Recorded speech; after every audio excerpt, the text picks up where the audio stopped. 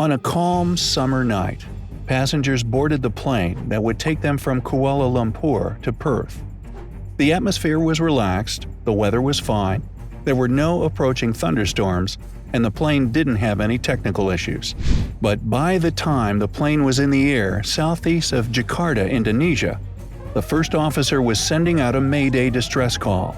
All 4 of their engines had failed. It happened on June 24, 1982. British Airways Flight 9, also called Speedbird 9, performed its scheduled flight from London Heathrow to Auckland with 5 stops on the way – in Bombay, Madras, Kuala Lumpur, Perth, and Melbourne. That day, the plane that had to fly this route was a Boeing 747 named the City of Edinburgh. The plane had already made it to Kuala Lumpur uneventfully. Most passengers were already on board the aircraft, since it left London and, having traveled through several time zones, were exhausted. But the cockpit crew took control of the plane in Kuala Lumpur, meaning they were alert and full of energy. The crew consisted of Captain Eric Moody, Senior First Officer Roger Graves, and Senior Engineer Officer Barry Townley Freeman. There were 247 passengers and 100 tons of fuel on board the plane. That night, although moonless, was quite clear, and the flying conditions couldn't be better. All in all, the crew expected an uneventful 5-hour flight. The plane reached the cruising altitude of 37,000 feet, and the captain descended the stairs to the first-class area to stretch his legs and use the toilet. But then, almost immediately, he was called back to the flight deck. While climbing the stairs, he spotted weird puffs of smoke rising from the vents at the floor level. And even though at that time passengers were still allowed to smoke on board, this smoke had a very peculiar acrid smell and looked thicker than usual. When Moody entered the flight deck, he immediately spotted why his co-pilot had called for him. The windshields were ablaze with the most intense phenomenon of St. Elmo's fire the captain had ever seen in his life. Usually, St. Elmo's fire is a harmless discharge of static electricity on a metal surface, and planes, as well as ships, experience it on a regular basis. But that's where the problem lies. As soon as the captain fastened his seatbelt, he looked at the weather radar, and it wasn't showing any thunderclouds at all. The weather was as clear as it was when they started their journey.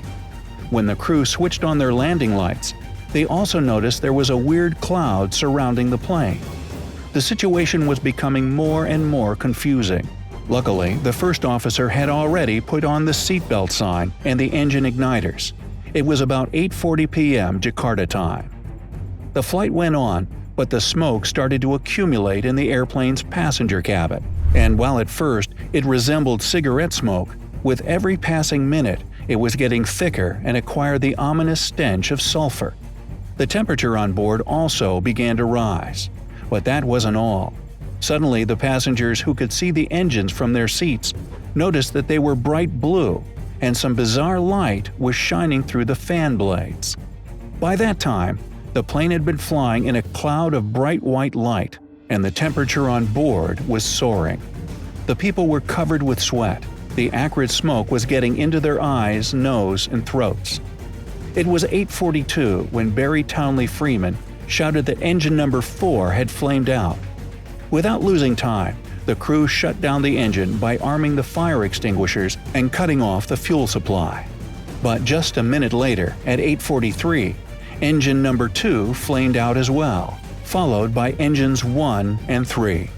The huge plane turned into a glider in a matter of minutes. The captain estimated they could glide 15 miles for every mile they dropped. It meant that the plane was able to glide for only 23 minutes and cover the distance of 91 nautical miles. At 8:44 p.m., the first officer informed local air traffic control about their emergency. However, even though he had said everything correctly, Jakarta Area Control decided that only engine number 4 had failed. They probably couldn't grasp the horror of the situation.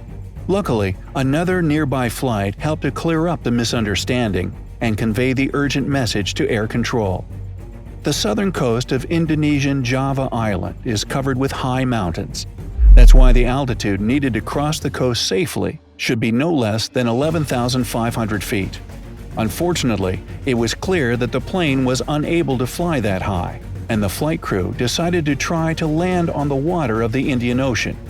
An attempt to restart the engines failed. That's when the captain made his legendary announcement to the passengers. "Ladies and gentlemen, that's your captain speaking. We have a small problem.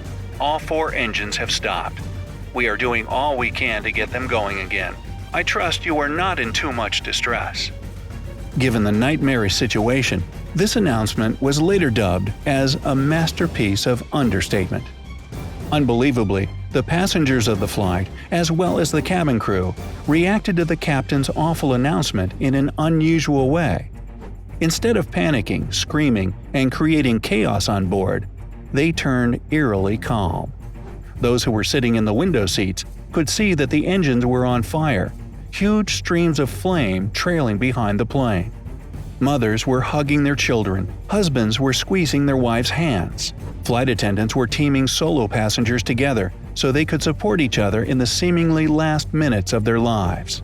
Many passengers were writing their last notes to relatives and loved ones. By that time, the cabin pressure dropped dramatically, there was a shortage of air, and the passengers hastily put on their oxygen masks. However, not everything went so smoothly on the flight deck.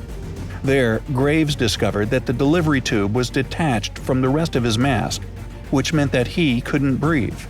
This made the captain take drastic measures. He went into a nosedive to reach an altitude where people could breathe normally again. When the plane descended to 13,500 feet, it was time to make a turn and try to head toward the ocean. The maneuver was extremely risky, since none of the flight crew members had ever tried a water landing in a Boeing 747. But then, a miracle happened. When the pilots tried to restart the engines again at 8:56 p.m., engine number 4 roared back to life. With its help, the captain managed to reduce the speed of their descent. Even better, several minutes later, the 3 other engines started as well. However, as the plane started to climb towards its target altitude, the crew noticed St. Elmo's fire on their windshield again. Shortly after, engine number 2 shut down again, so the crew immediately descended to 12,000 feet and headed for the nearest airport. Little did they know, their problems were far from over. As the plane was approaching Jakarta, the cockpit crew couldn't see anything through the windshield, even though the visibility outside was perfect. The landing equipment wasn't working, and the crew had to land the plane manually. They could see the runway lights through a tiny strip of window, but the aircraft's landing lights didn't work. Even so, the captain managed to perform a perfectly smooth landing. Safely on the ground, passengers were applauding the pilots and hugging each other. No casualties, no bad injuries, happy ending. But why did the 263 people who were on board the plane that day nearly lose their lives?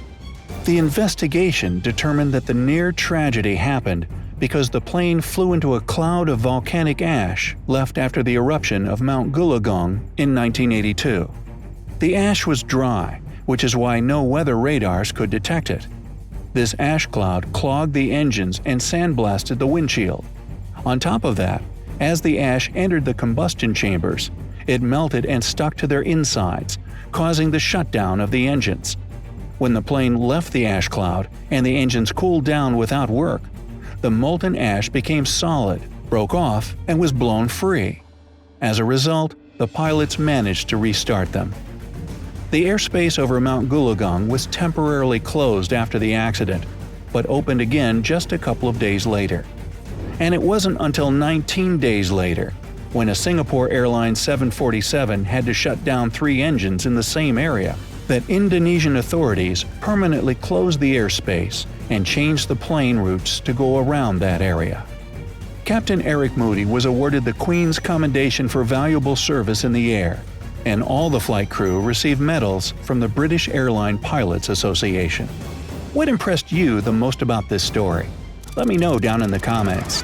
If you learned something new today, then give this video a like and share it with a friend. But hey, don't go anywhere just yet. We have over 2,000 cool videos for you to check out. All you have to do is pick the left or right video, click on it, and enjoy. Stay on the bright side of life.